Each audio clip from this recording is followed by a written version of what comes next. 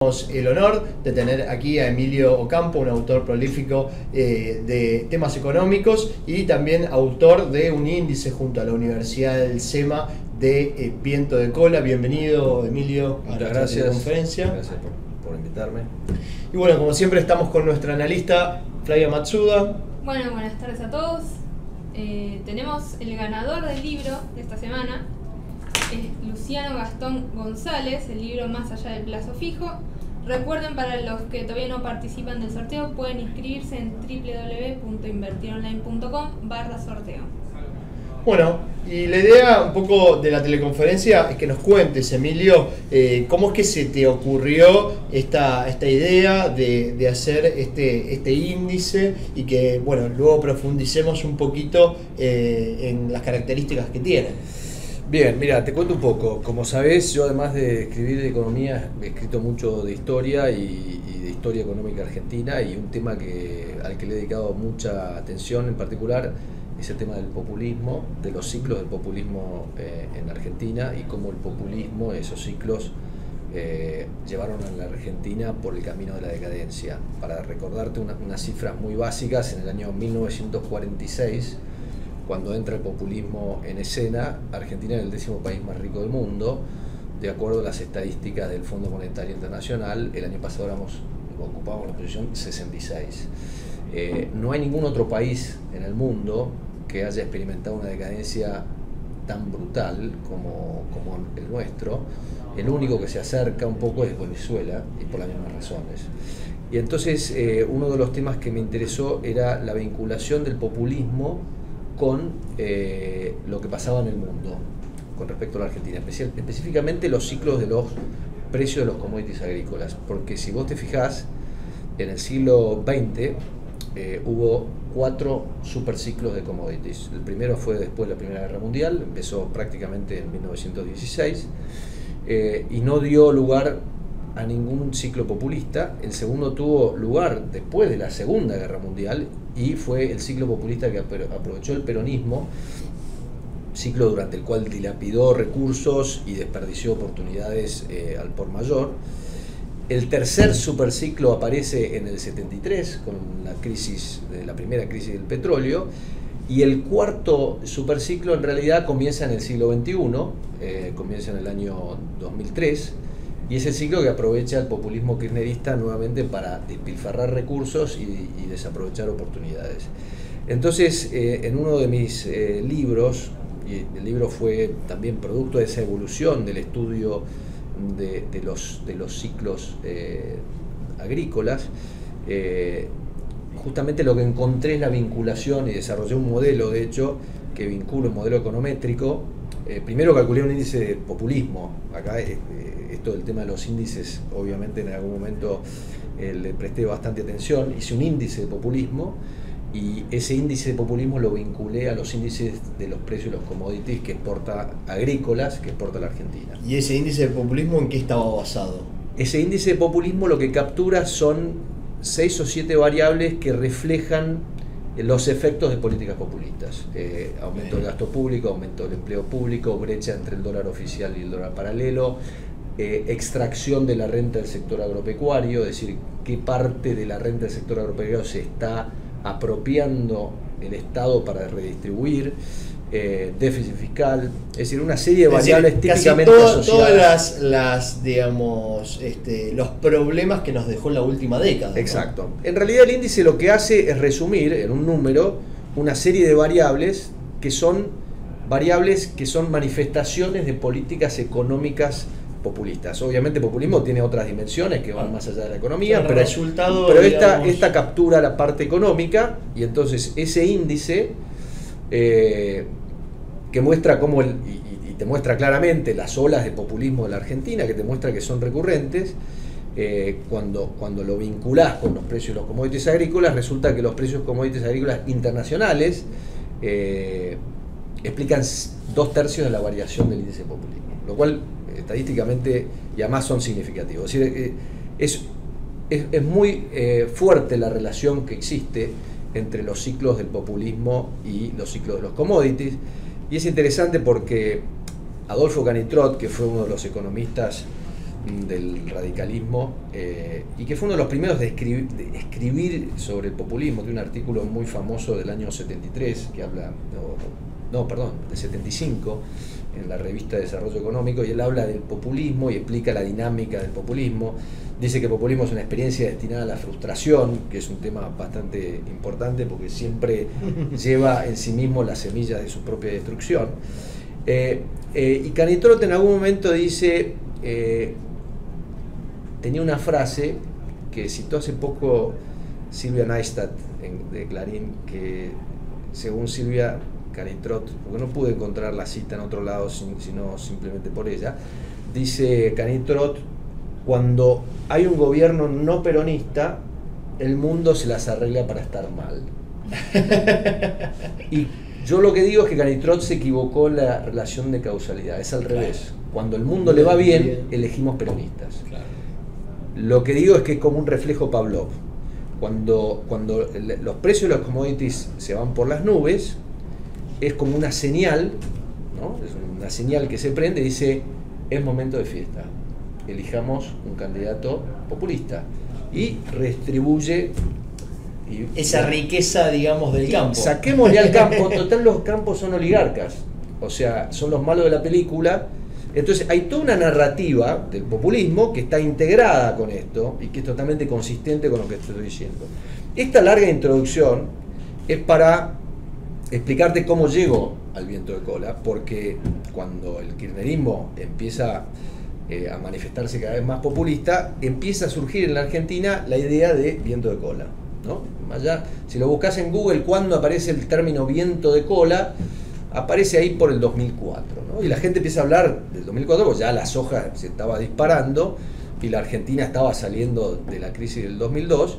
Claro, y recordemos entonces, que cuando llegamos a la crisis del 2001, llevábamos arrastrando quizás los precios más bajos en 100 años. En 100 años de la en soja. términos reales, cerca de un años. promedio, yo recuerdo cerca de $190 de promedio del 98 al 2001, ¿no? Entonces, fue tremendo. Si vos lo mirás desde un punto de vista de vos que sos actuaria y te interesan las estadísticas, estadísticamente es curioso porque llegamos al punto más bajo en el año 2000 y 2001 y se revirtió muy rápidamente eso. Es decir, que la Argentina, con unos meses más, si se hubiera adelantado, si los chinos hubieran empezado a crecer un poco antes, porque el boom de commodities en definitiva lo empuja la industrialización china, si ese proceso, si Deng Xiaoping hubiera empezado, no sé, te estoy haciendo un poquito de historia, digamos, contrafáctica, ¿no? Pero le pifiamos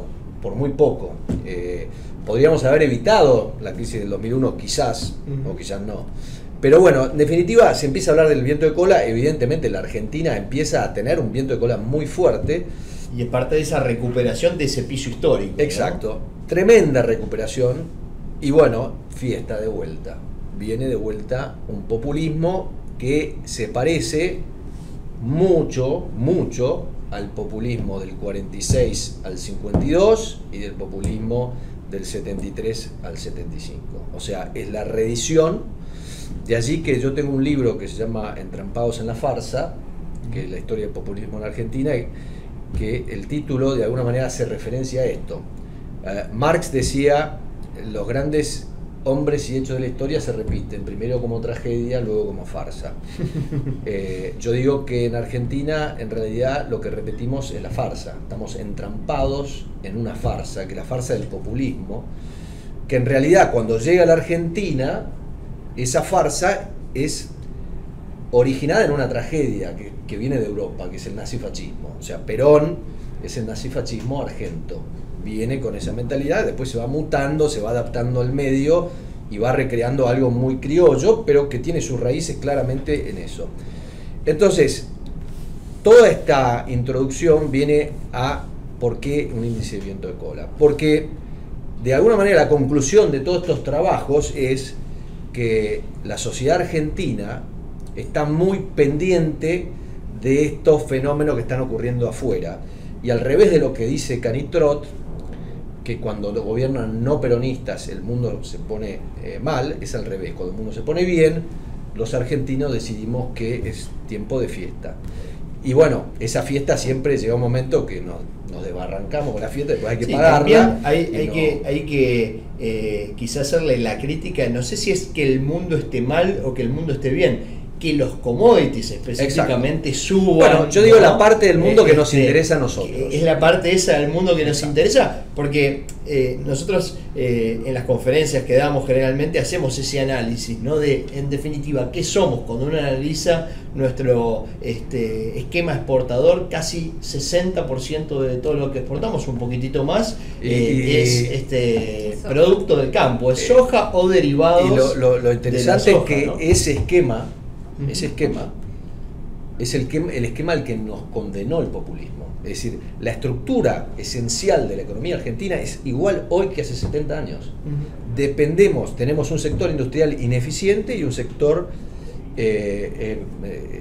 agroindustrial súper eficiente, que tiene que subsidiar permanentemente a este otro sector.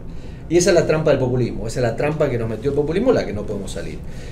Cuestión es que cuando estudié el tema del viento de cola, obviamente cuando vos mirás el viento de cola y el índice de populismo en la era Kirchner, ves claramente que hay una correlación altísima.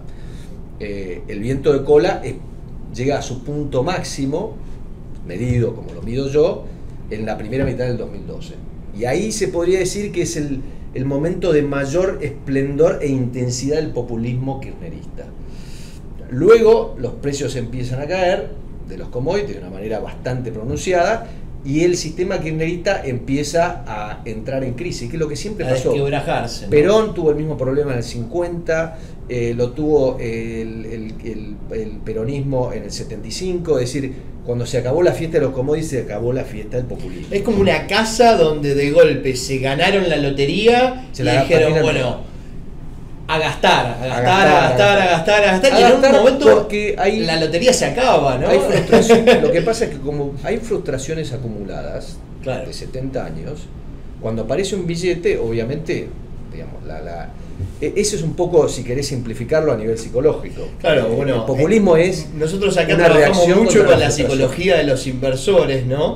Y siempre hablamos de, el saber tener dinero, ¿no? Exacto.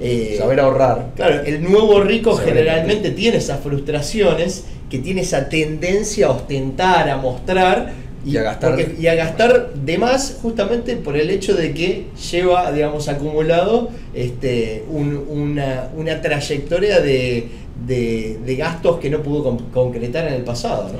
Y ahora está pasando algo bastante curioso, porque volviendo a la estructura de la economía argentina, cuando hay un paper que yo presenté, que creo que te lo mandé, en el cual yo digo, y lo meto esto dentro de, digamos, el esquema de análisis de la economía desde el punto de vista externo, digo, la economía argentina es esencialmente un exportador neto de commodities agrícolas, básicos y procesados, y un importador neto de capitales.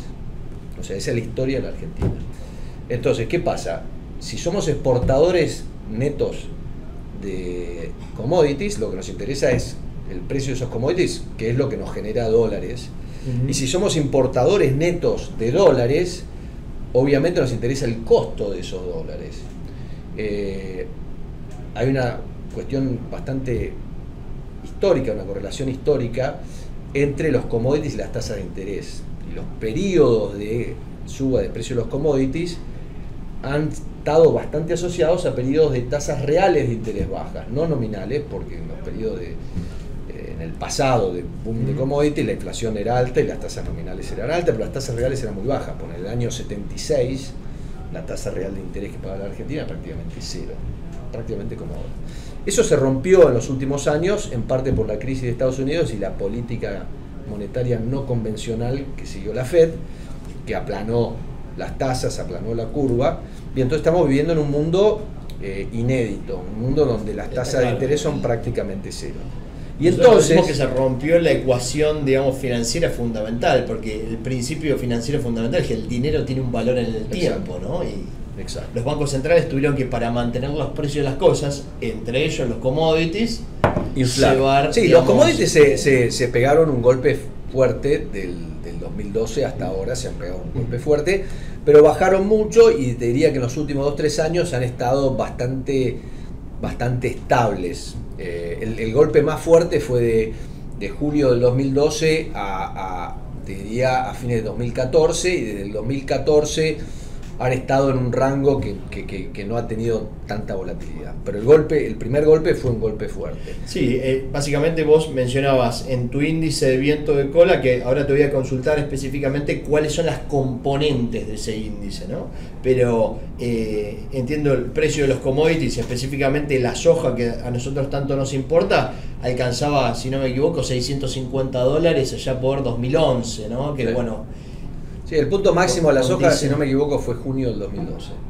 Junio del 2012. Y después tuvimos una corrección que se acrecentó en el 2014 por el tema de la caída del precio del petróleo, quizá un poco descorrelacionado con el resto de los commodities, porque hay una situación del fracking y otra situación especial. Sí, se desacoplaron los commodities. Lo que pasó es que durante la fase alcista había una alta correlación entre commodities, digamos como el petróleo y los metales, con los commodities agrícolas, y esa correlación después se rompió y se desacopló de alguna manera. Pero como te decía antes, como la economía argentina es exportadora neta de commodities e importadora neta de capitales, el índice de alguna manera quiere reflejar esa realidad y dice: hay algo que nos beneficia, que son precios altos, y hay algo que nos perjudica, que son tasas altas. Entonces, cuando tenemos tasas bajas y precios altos, ahí tenemos viento de cola. Entonces, el viento de cola tiene dos componentes muy simples. Uno es qué es lo que pasa en los mercados internacionales de commodities, y otro qué es lo que pasa en los mercados internacionales de capitales. Los mercados internacionales de capitales están receptivos para financiar un país como la Argentina. Digo un país como la Argentina, no digo Argentina específicamente. Porque si vos pensás, el riesgo país de la Argentina te está diciendo cómo están viendo los mercados de capitales a la Argentina específicamente. Pero ese riesgo país refleja lo que está haciendo la Argentina. Si la Argentina está haciendo una política, o el gobierno argentino, una política económica equivocada, el riesgo país aumenta. Por ejemplo, en una época teníamos viento de cola y el riesgo país subía. Eso sería una fase no virtuosa de lo que debería ocurrir. Lo que debería ocurrir, teóricamente, es cuanto más viento de cola vos tenés, más bajo debería ser tu riesgo país. Por eso yo en las estadísticas de viento de cola siempre pongo qué es lo que pasa con el riesgo país. Porque si el viento de cola es fuerte y el riesgo país cae, esta es una fase virtuosa. Es decir, la política económica, lo que está pasando dentro del país, está acompañando lo que está pasando fuera del país. Si al revés, cuando el viento de cola es muy fuerte y el riesgo país aumenta, significa que internamente la política económica del gobierno no está aprovechando el viento de cola. Porque el riesgo país, en definitiva, lo que te está diciendo es cuál es la probabilidad de que este gobierno haga una cesación de pagos en su deuda externa. Lo cual, esa probabilidad debería ser menor si el viento de cola es más fuerte. Entonces, si no es menor, sino que es mayor, que es lo que pasó, hay un rumbo equivocado. En el fondo, la divergencia entre el riesgo de riesgo país y el viento de cola te está diciendo que hay como una inconsistencia entre la política económica que sigue el gobierno y lo que está pasando en los mercados. Entonces vos me decís, por un lado, este índice de viento de cola, para desgranarlo un poco, toma precios de los commodities, que es lo que nosotros exportamos principalmente, y el valor de las tasas de financiamiento de una economía como la Argentina. Sí, básicamente, ¿qué toma la parte? La parte agrícola es muy fácil. Soja, trigo y maíz, con la soja con una ponderación mayor. Cuando hablamos de mercados internacionales de capitales, la visión más simple sería decir, bueno, ¿cuál es la tasa de largo de 10 años, que es el benchmark de financiamiento de todos los países y de todo el sistema financiero, y quedarte con eso? Pero eso no te captura todo. ¿Esa tasa sería la Argentina o la de Estados Unidos? No, la de Estados Unidos. La de Estados Unidos. Estados Unidos. Porque estamos tratando de capturar lo que pasa allá, ¿no? Lo que pasa acá lo captura el riesgo país. Nosotros queremos capturar lo que pasa allá para un país emergente como separada de la Argentina, solamente la de Estados Unidos. El precio de la soja afecta a la Argentina y afecta a Brasil, y afecta a Bolivia, afecta a muchos países. Okay. En la tasa de largo de Estados Unidos, el Tesoro, afecta a muchos países, nos afecta a nosotros. Entonces hay que distinguir lo que nosotros no podemos afectar, es exógeno, ese es un dato para la Argentina, que son las tasas, y lo que nosotros podemos afectar internamente, que es la política económica. Por eso, como te digo, para mí es importante siempre ver qué pasa con el riesgo país y qué pasa con el viento de cola, porque si se mueven de una manera inconsistente significa, a prima facie, que el gobierno está llevando adelante una política económica que no está aprovechando las oportunidades. Por otra parte, si el viento de cola cae, es decir, hay menos viento de cola y el riesgo país cae, eso es una señal de que el gobierno está haciendo un doble esfuerzo por su política económica, porque está logrando que caiga el riesgo de la Argentina cuando tenemos viento en contra.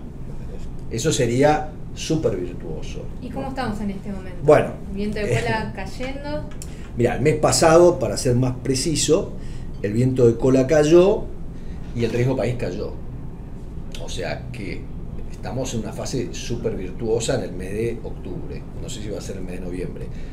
No es algo constante, esto cambia, pero evidentemente con el tema de las elecciones, etcétera, etcétera, el riesgo país argentino cayó fuertemente en octubre. Es decir, quizá el resultado de las elecciones en Argentina, más allá de que el viento se nos ha puesto adverso, sopla de popa. No, lo que está pasando ahora te voy a decir, porque hay que ponerlo en contexto. Si lo comparamos al viento de cola que tenemos ahora con lo que pasó en promedio entre 2003 y 2015, estamos un poquito por debajo. O sea, yo el índice lo hago en una base 100, que es el año, si no me equivoco, el año 96. No, 2006. 2006 base 100, y después lo hago en términos relativos de 1 a 10, siendo 10 el punto de mayor intensidad de viento de cola y siendo 1 el de menor. Y el momento de mayor intensidad fue la primera mitad del 2012. O sea que ahora estamos en relación al 2012, en el viento de cola estamos casi a mitad de camino, estamos cerca de 5. Así que estamos en una situación con una leve brisa favorable para la Argentina. Y la leve brisa favorable no viene de los commodities, sino que viene de los mercados de capitales, porque las tasas están planchadas.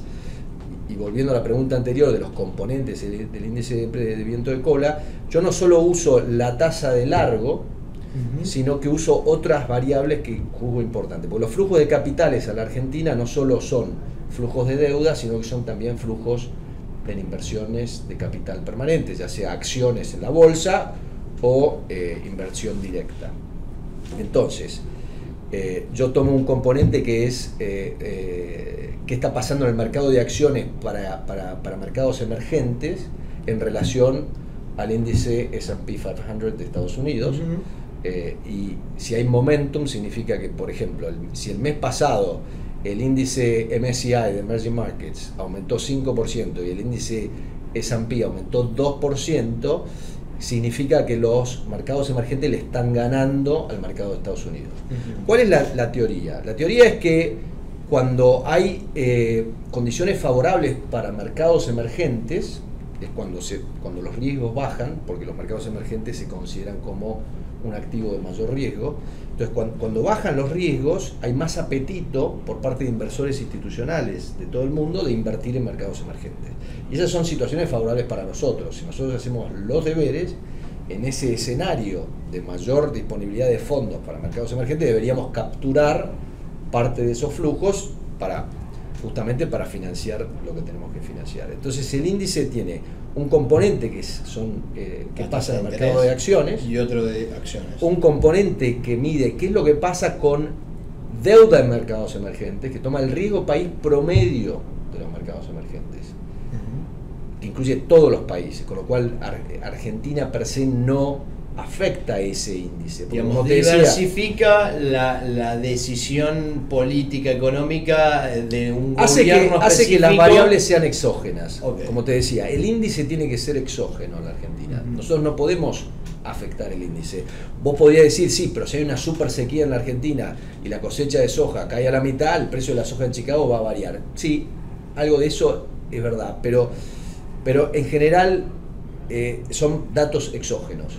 Entonces, tenemos dos componentes, el componente agrícola, si querés, y el componente financiero. El componente financiero toma la tasa de largo, la tasa de corto de la Fed Funds, porque la Fed Funds te está diciendo la postura de la Fed frente al mercado, si va a ser una política restrictiva, si va a ser una política expansiva.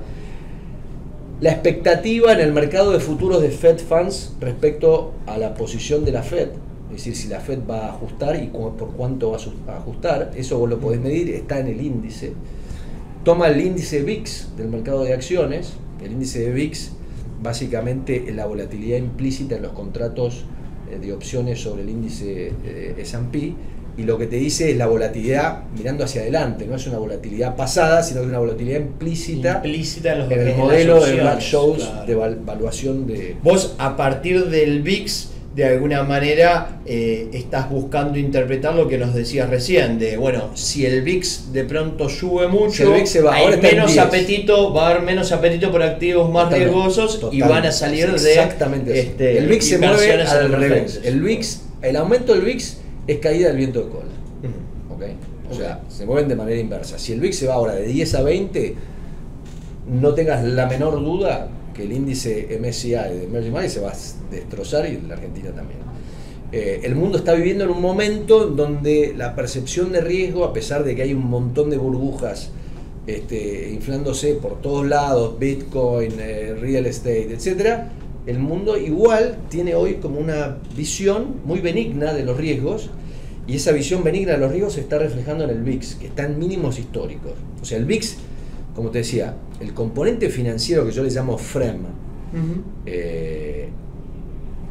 el componente que se llama FREM porque es, en inglés, Financial Receptiveness to Emerging Markets, que es receptividad financiera de mercados internacionales a mercados emergentes. No a Argentina, a mercados emergentes. En la predisposición a invertir Exactamente. en estos muchachos que son un poco más riesgosos que nosotros. Eso para nosotros Ya. es viento de cola. Claro. Si nosotros, que tenemos un déficit, que ya nadie sabe si es 7% o 10%, ya los números es casi difícil de calcular, pero si tenemos que financiar, calculando un PBI de 550.000 millones de dólares, calcula más o menos 40.000 millones de dólares, tenemos que financiar 40.000 millones de dólares por año, porque los argentinos claramente no estamos dispuestos a pagar eso, no estamos dispuestos a pagar nuestro gasto público. Esa es la realidad. Nosotros, argentinos, no queremos pagar, no queremos ni podemos pagar el gasto público que tenemos. Entonces encontramos una solución. La solución es, hacemos que los inversores extranjeros lo paguen, y los extranjeros dicen, bien, yo te lo financio, pero te voy a cobrar 3-4% por encima de lo que la tasa de cero riesgo, que es la tasa de Estados Unidos. Cuando Perú, por ejemplo, nosotros acá estamos en 320 puntos básicos de riesgo país, y Perú está en 130. Claro. O sea, ¿por qué? Porque Perú no hace o no hizo las macanas que hicimos nosotros durante... Viene con una trayectoria, por lo menos los últimos Exacto. 15 años, de crecimiento estable y es inflación como, baja, ¿no? es como esa telenovela de Corín Tellado, tu pasado te condena. La realidad que nuestro pasado nos condena. Nos portamos mal durante mucho tiempo, y entonces ahora lamentablemente tenemos que pagar una tasa más alta. Entonces, en el esquema gradualista, en la política gradualista que se ha planteado el gobierno, que pretende desmantelar el legado del populismo de una manera gradual, el viento de cola es esencial, porque la estrategia gradualista tiene como elemento esencial y soporte esencial el acceso a los mercados de capitales, porque es la única manera que nosotros podemos pagar este déficit fiscal generado por este enorme gasto público que tenemos. Es decir, porque yo sé que escribiste una nota hablando un poco de la política, digamos, que está llevando a cabo este gobierno, la política monetaria, y vos me estás planteando que de alguna forma hoy nos gastamos 40.000 millones de dólares más de los que recauda, digamos, el Estado por impuestos. Eso se lo pedimos al mundo, pero eso obviamente no es infinito, ¿no? Tiene un plazo, y el viento de cola nos puede, digamos, ayudar a medir cuán propenso es el mundo a realmente prestárnoslo. Sí, la realidad es que lo que te ayuda el índice, porque cualquier tipo que está en el mercado te va a decir, sí, yo me doy cuenta que se dio vuelta el mercado en 2 minutos, miro qué pasó con la tasa de largo, miro qué pasó con la Fed Funds, miro qué pasó con el VIX, y te digo, Argentina, el mundo está receptivo para financiar a Argentina o no. Lo que pasa es que, como te mencionaba antes, la idea original de esto tenía un componente de estudio, de análisis histórico, para medir la relación entre estas variables y otras. Especialmente porque en un momento yo lo que quise hacer es comparar el viento de cola con el riesgo país. Porque esa era la manera, a mi juicio, de saber si un gobierno estaba haciendo bien las cosas o no. Porque vos podés decir, ¿cómo evalúo si un gobierno o si la política económica de un gobierno es buena o mala? Y la evalúo, por ejemplo, quiero evaluar en Uruguay, Chile, Bolivia, Perú, digamos. Podés decir, bueno, bajó la inflación, la tasa de crecimiento, la tasa de pobreza. Podés buscar infinidad de variables para medir el desempeño relativo. Pero en realidad, si vos agarrás el riesgo país, con esa variable estás capturando prácticamente todo. ¿Por qué? Porque en un país que necesita capital del exterior para financiar la inversión que necesita para crecer, ese riesgo país es determinante, porque es el piso por el cual las empresas se van a tener que financiar para poder invertir. Entonces, la utilidad de este índice es más que nada desde un punto de perspectiva histórica, porque cuando haya un problema en el mundo nos vamos a dar cuenta todos muy rápidamente. No vas a tener que llamarme a mí para decir, a ver, che, ¿cómo te da el índice de viento de cola? El índice de viento de cola te va a decir, sí, no, la verdad que estamos mal. Este índice ahora lo calculo de manera mensual, pero se podría calcular diariamente. Lo que pasa es que es una cuestión de trabajo. Y la idea es que te permita hacer un análisis histórico comparativo, ¿okay? Y ver cómo estás ahora en relación a otros momentos, y ver nuevamente qué es lo que pasa cuando comparas riesgo país y viento de cola. Si estás en una fase virtuosa o estás en una fase destructiva. Si estás en una fase destructiva, es el viento de cola está muy fuerte y el riesgo país se va para arriba. Entonces estás haciendo mal las cosas, porque están todas las condiciones externas favorables para que vos generes dólares con tus exportaciones agrícolas y tomes prestado dólares a tasas muy bajas, y sin embargo reduzcas tu déficit y sin embargo aumentaste el gasto, estás aumentando tu riesgo país. Y el que está diciendo, quienes te prestan dinero piensa que sos más riesgoso y que hay más probabilidad de que vayas a un default. Entonces esa es más que nada el índice te permite hacer juicios de valor respecto al pasado y tomar una perspectiva histórica. El índice no te permite hacer proyecciones a futuro, a pesar de que uno de los componentes del índice, como te mencionaba antes, o dos componentes del índice son componentes forward looking, es decir, que están mirando hacia adelante, prospectivos. El VIX y la expectativa de aumento de la tasa Fed Funds en el mercado de futuros. Y vos me decías que el índice se mueve entre 0, digamos, entre 1 y 10. O entre 1 y 10. Sí. Y que hoy estamos en un nivel de 5. Sí, un poquito más más o menos. Sí. Es decir, no estamos quizá en 1 que hubiera sido allá por la crisis del 2001, supongo que habremos estado en el peor momento del índice. Y la crisis del 2008. Y no estamos tampoco en 10, que habrá sido el momento esplendor 2012, ¿no? Estamos en un periodo intermedio. Sí.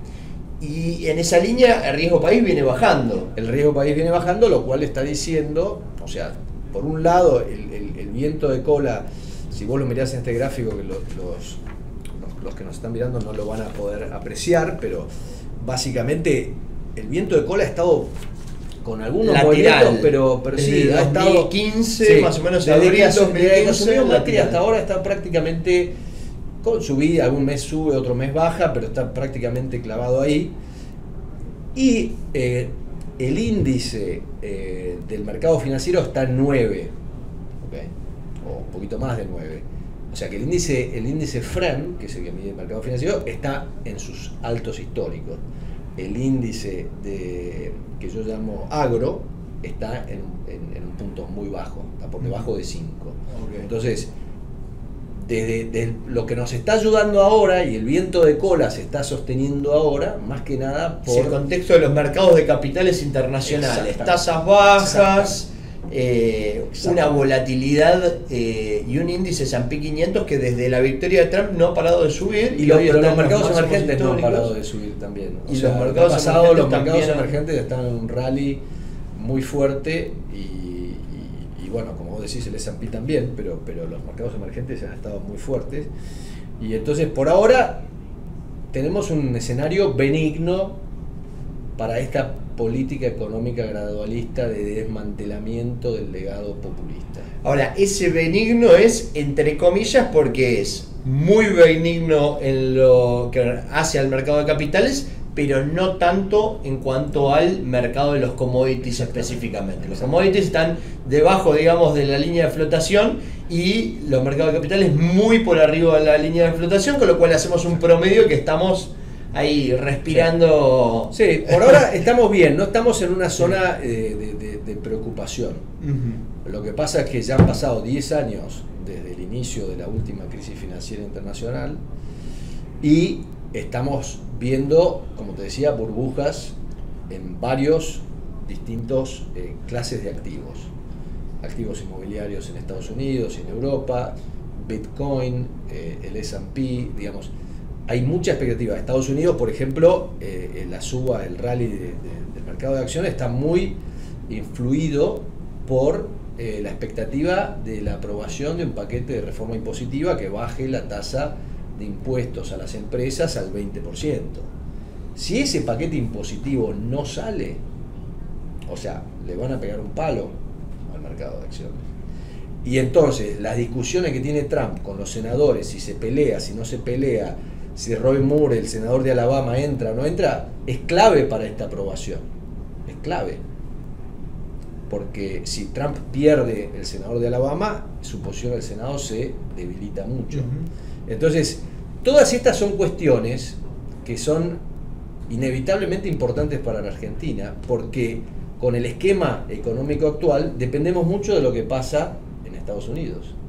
Si se produce un ajuste bastante drástico en el índice de S&P, si aumenta el VIX, si aumenta la Fed Funds, si aumenta la tasa de largo, ahí vamos a estar en problemas porque lo que no estamos teniendo son los commodities. Entonces, estaría bajando, digamos, la única pata del índice. Exacto. Que hoy nos está ayudando, que es la más volátil.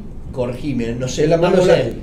Los commodities son muy volátiles, pero lo interesante es que hubo una fase en la que mercados financieros y commodities se movían en la misma dirección. Las tasas caían, los precios subían. Ahora los precios bajaron y las tasas siguen bajas. ¿Ves? O sea, nos movimos de un escenario que era muy muy favorable a un escenario algo menos favorable, todavía favorable, levemente favorable especialmente para un gobierno que tiene un agujero fiscal grande, recurrente, persistente, que no se va a eliminar hasta el año 2021, 2022. Y hoy ese agujero fiscal, ¿no? Yendo un poco más a la coyuntura más nacional y cómo el gobierno está atacando esto con una política monetaria de tasa real muy alta, la tasa de LEVAC 28.75, se ha vuelto una LEVAC manía, como lo llaman en todos los diarios, y sin embargo tenemos un déficit que no ha bajado demasiado, 4.6 del PBI, y va a aumentos de tarifas que quizá van reduciendo o cambiando la forma del gasto, porque se ha aumentado también mucho en gasto en infraestructura, pero que van con esta, digamos, forma que le ha dado el gobierno, muy gradualmente avanzando sobre el problema del gasto público y del déficit fiscal en general.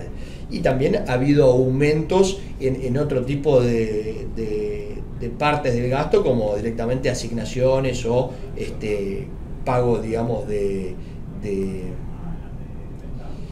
cuestiones que son más bien sociales, que atacan una cuestión social, pero que también tuvieron, me parece, un efecto a nivel eleccionario. ¿Cuál es tu juicio hoy de esta política y respecto de lo que nos puede llegar a esperar, ¿no?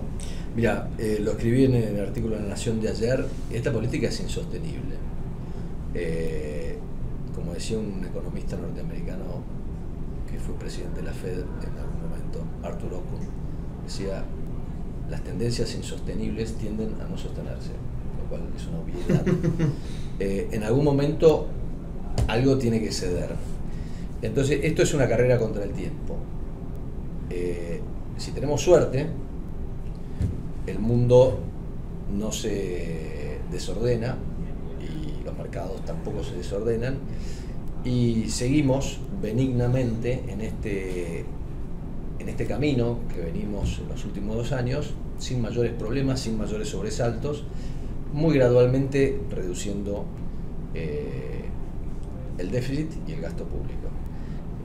Ahora, si llega a haber algún problema, vamos a tener serios problemas, porque estamos muy vulnerables. Es una estrategia que para mí tiene una alta vulnerabilidad.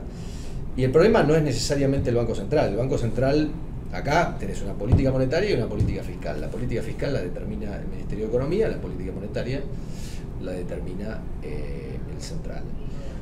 Y básicamente lo que tiene que hacer el central tiene una política monetaria, como vos decís, de unas tasas altísimas en este momento, en términos reales, porque la inflación esperada para este año va a ser más o menos 22,5, y para el año que viene más o menos 17,5, 18, con lo cual una tasa de 28,5 en términos reales es una tasa alta. Yo soy el segundo en 2 días que escucho que dice 18 para el 2018. No, yo me tomo ese dato, ¿sabes de dónde? Sí.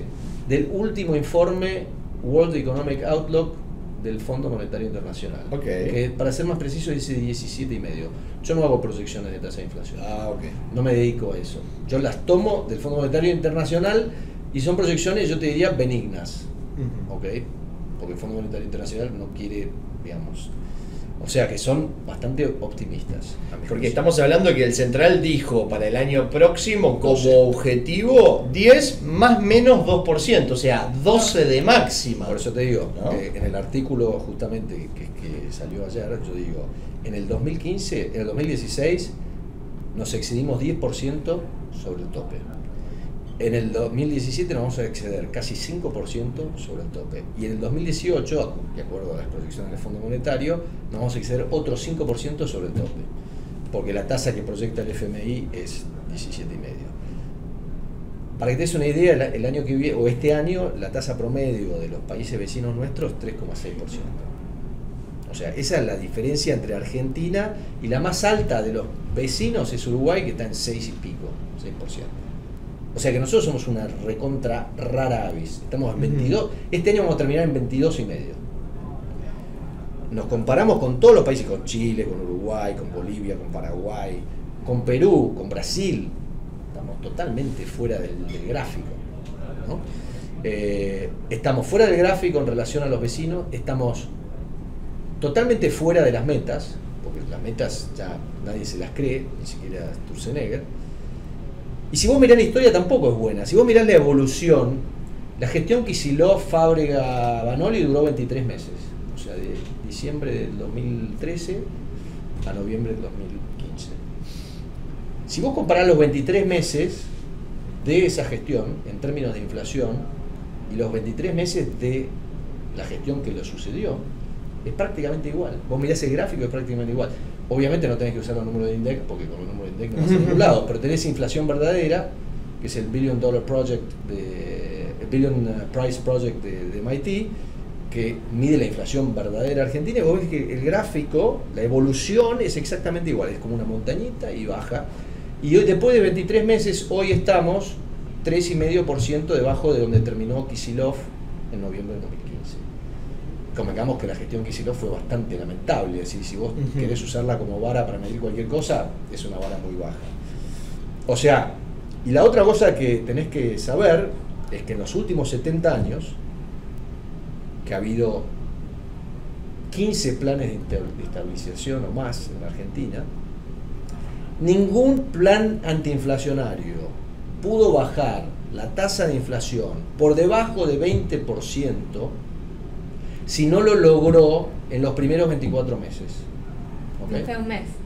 Y en el próximo mes no lo vamos a lograr. Este año vamos a terminar con 22,5. O sea que ese criterio histórico es imposible de cumplir, lo cual no significa que la historia no necesariamente sea prediga el futuro. Que no estemos predestinados en ese sentido, pero sí tenemos la experiencia de todos estos planes de estabilización del pasado, de los últimos 70 años, y esa experiencia por lo menos te está diciendo algo. No te determina el futuro, pero te está diciendo, bueno, en el pasado esto nunca funcionó. Si un plan de estabilización no estuvo por debajo de 20% en los 24 meses, nunca logró bajar la inflación. Nunca. Entonces, como te digo, las metas ya son... La comparación regional es terrible. Pero la comparación regional no solo es terrible en términos de la foto, en términos de decir, bueno, el promedio de los países está por debajo del 4%, nosotros estamos 22%, sino que si vos mirás cómo bajaron la inflación esos países, que en algún momento estuvieron en 22%, 19%, lo que sea, lograron bajarla en menos de 3 años a un dígito. Nosotros vamos a tener inflación de un dígito recién en el año 2021, según el Fondo Monetario Internacional. Va a ser 9,51%, según el fondo. O sea, estamos prácticamente en 10%. Vamos a estar el doble o más del doble de lo que es el promedio de nuestro vecino. Entonces vos te preguntás, ¿realmente tiene sentido? Porque vos tenés una política monetaria en un escenario de dominancia fiscal, una política monetaria restrictiva, alentás el ingreso de dólares, te planchan, porque todo viene a ser el famoso carry trade, la famosa bicicleta que en el mundo le llaman carry trade, viene. Vendo mis dólares, compro pesos, invierto en Levax y después me salgo de las Levax, recompro mis dólares, me voy y me hice una ganancia que comparado con cualquier tasa que yo puedo hacer, puedo invertir en el mundo, muchísimo más alta. A ese problema, perdón, déjame terminar. A ese problema le agregás el hecho de porque tenés un déficit fiscal que no podés financiar en su totalidad en Argentina, que traes dólares, que el Tesoro argentino trae dólares, se los vende al central. El central esteriliza. Lo que quiere evitar el central es tener un impacto monetario de esos influjos de dólares. Porque si no, el dólar estaría también muchísimo más planchado. El central esteriliza con Levax y lo que hace es la bicicleta al revés. Invierte dólares, o sea, se endeuda en pesos a una tasa muy alta e invierte en dólares a una tasa muy baja. La ganancia de los inversores tiene como contrapartida las pérdidas del Banco Central. Claro. Si vos mirás las pérdidas del Banco Central desde diciembre de 2015 hasta ahora, son más altas que las pérdidas de la estupidez que hizo la gestión Banoli de vender dólares a un precio mucho más bajo del que había en ese momento. Es una comparación injusta porque esa medida era una medida que estaba condenada a ser una pérdida, era imposible.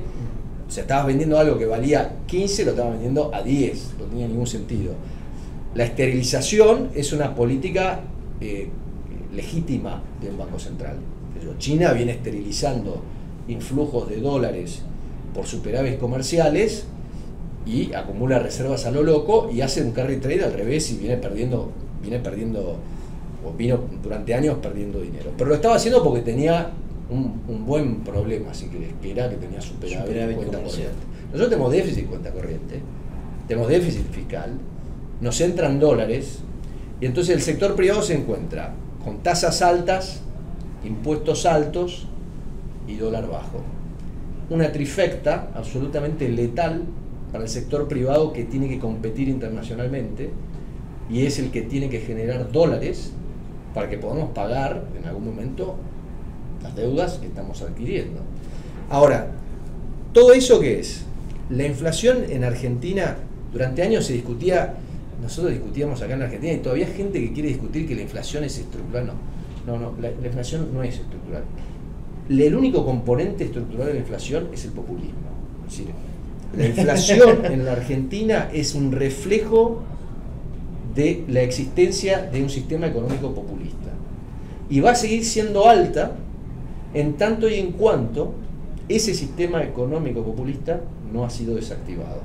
La estrategia del gobierno es desactivar ese sistema económico populista muy gradualmente, esperando que los mercados acompañen.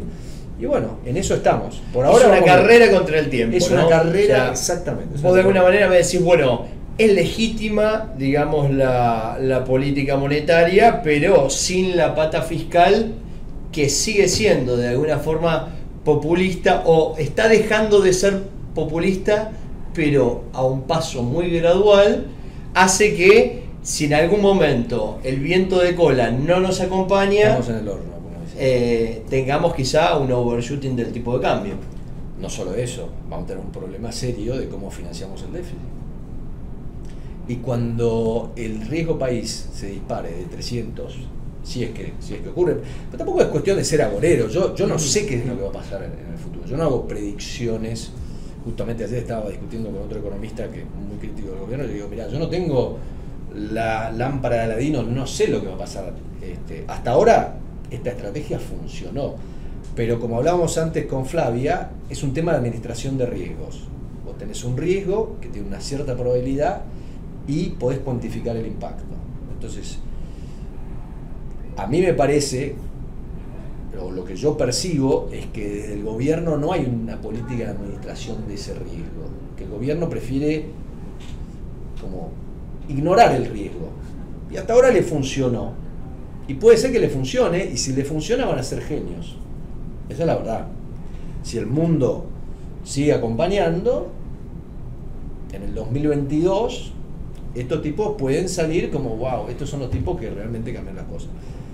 Pero vos y yo sabemos que los mercados financieros no son así, y que lo más probable es, porque ha ocurrido, es que haya un sacudón, y cuando haya un sacudón, entonces cuáles son los mecanismos para moderar, morigerar, neutralizar ese impacto, que va a ser un impacto fuerte.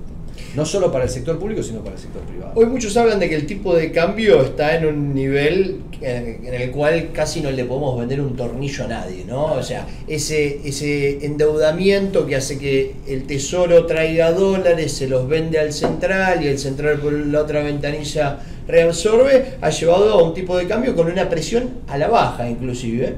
Y mi pregunta va por si en algún momento estos mercados se ponen más turbulentos a nivel internacional. ¿Puede ser una variable de ajuste para el gobierno? Digamos, dejarlo correr, como digamos lo está haciendo entre bandas. Que eso te va a generar al tipo de cambio. Te va a generar un aumento del déficit fiscal también. Porque básicamente, como tenés una porción creciente de deuda denominada en dólares, cuando el dólar se dispara, tu deuda en peso va a aumentar. Entonces, es un tema complejo. Y a mí lo que me gustaría ver, y yo entiendo la postura del gobierno, porque si vos de alguna manera admitís públicamente que estás preocupado por los riesgos, estás enviando señales al mercado, y bueno, eso ya te condiciona. Con lo cual, digamos, el hecho de que públicamente mantengan un discurso como despreocupado es parte de la estrategia. Bueno, parte de la estrategia entiendo que el central marca, digamos, este objetivo tan bajo como también para señalizar al mercado, ¿no? Es como una cuestión de negociación. Quien pone siempre el primer precio en una negociación es el que genera como el ancla. Totalmente. Donde el otro generalmente no se pone mucho más arriba que en ese... Mira, hay un economista, no sé si escuchaste hablar, que se llama Armando Rivas, que en un momento acuñó una frase que es monetarismo con estatismo. ¿Y qué es monetarismo con estatismo? Es seguir una política monetaria restrictiva de tasas altas y una política fiscal expansiva. Y la conclusión de Armando, que hablaba de esto en el año 80, ¿okay? y era el principal crítico de la política de Martínez Dios en aquel entonces, decía, con esta política lo único que hacemos es forzar el ajuste en el sector privado. Entonces, en este momento el que está ajustando no es el sector público argentino, sino el sector privado. Pero para crecer, la Argentina no necesita que el sector privado se ajuste, necesita que el sector privado se expanda. Entonces, en algún momento hay que romper, estamos en una especie de círculo vicioso que hay que romper en algún momento porque, como te digo, esta no es sostenible en el tiempo. O es sostenible únicamente en un escenario, en un nirvana, donde todo está bien y donde no hay sacudones, no hay volatilidad, no hay problema. Entonces, esa es mi preocupación. Yo no estoy en el gobierno y tengo la total libertad de expresar mis opiniones y eso es lo que yo pienso hoy, digamos. Bueno, me parece es exhaustivo el análisis. Realmente te queremos agradecer, Emilio, por haber estado aquí en la teleconferencia de Invertir Online. Me gustaría, bueno, que si querés hacer alguna conclusión final, dejar alguna web de contacto para quienes quieran seguir tus publicaciones, lo puedas hacer. Sí, yo tengo varios blogs, uno con WordPress, que es Emilio Campo Blog, y otro con Tumblr, y ahí generalmente salen muchas de las cosas que escribo. Le escribo también bastante para La Nación, y este índice de viento de cola lo publica la UCEMA. Así que todos los meses, aproximadamente para el 10 de cada mes, por el retraso en la publicación de algunas estadísticas, para el 10 de cada mes tenemos el índice del mes anterior. O sea que el índice de noviembre lo vamos a tener el 8, 9 o 10 de diciembre, ¿no? Así que, y eso se distribuye, como te decía, a través de UCEMA. Bueno, muy bien, muchas gracias. Nos volvemos a encontrar el próximo miércoles a las 15 horas. Muchas gracias. Bueno.